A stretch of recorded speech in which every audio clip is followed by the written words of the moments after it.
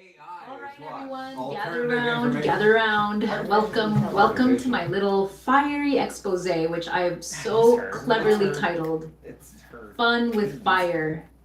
Thanks for braving the journey to this PowerPoint party. I promise this won't be too hot to handle. Okay, so you might be thinking, Bethany, what is fire really? Well, buckle up, buttercups, because science is about to get lit. Fire is basically a super speedy little get together of fuel and oxygen. Then things get pretty steamy because they decide to convert into carbon dioxide and water. And the result? Heat, baby. It's an H2O. exothermic reaction, which is just a fancy way of saying it's one that really puts out heat. Get it? Puts out like a fire? Okay, moving on. Next up, let's take a little trip down memory lane, a really long one. The history of fire goes way, way back, like millions of years.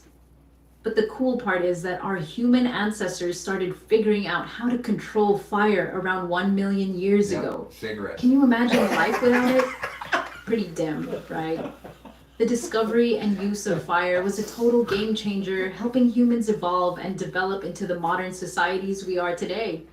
So next time you toast a marshmallow, give a little nod to our prehistoric pals. All right, so how do we get this party started? Well, there are a few key players in the fire making game. We've got the classics like matches, gas, flint, and steel, and wait for it, fire itself. Yep, fire can make more fire. It's like a little self-replicating inferno, and as the slide so eloquently puts it, it's crucial, baby. You could say these tools are absolutely fire. I'm on a roll. We'll even do a flint and steel demo later so you can see the sparks fly. Now, this might seem a little out of left field, but hear me out. Keeping a literal fire burning is important, sure, but what about the fire inside? To keep that going, you gotta focus on nurturing your passions, pursuing new experiences, maintaining positive connections with others, setting goals, practicing self-care, and engaging with things that bring you joy and excitement. Think of it like adding fuel to your inner flame. And when it comes to the physical structure to contain all this fiery energy, my personal favorite is the teepee, or just a large chaos pile. Hey, whatever keeps your fire going, right? Right. Okay, back to the basics. Besides all that emotional stuff, I guess people use fire to warm their homes too. Pretty practical, I suppose. Keeps things nice and toasty when it's chilly outside. No pun intended. Okay, maybe a little. So you've got a fire going. Now what? Well, the possibilities are almost endless. You can stare at it. There's something so mesmerizing about those dancing flames. You can also burn stuff. But the slide has a very important follow-up to that.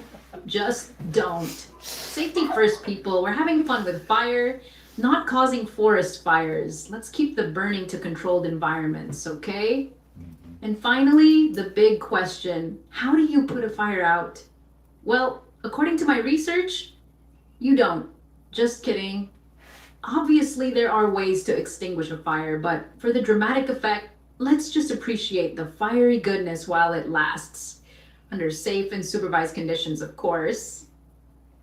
All right, everyone, that brings us to the fun part. As it says right here, let's make fire. We'll have that flint and steel demo I promised. Well, as I am only an AI-generated voice, I think you're going to have to try this one on your own at home. Responsibly, of course. So that's Fun with Fire in a I nutshell. need to get some flint. Thanks so much for listening. You guys are truly a kindling spirit. I hope you all feel a little more ignited after this presentation. If you have any questions, don't be shy. Let's keep this conversation burning. Yay, Gabe's life. What's your name again?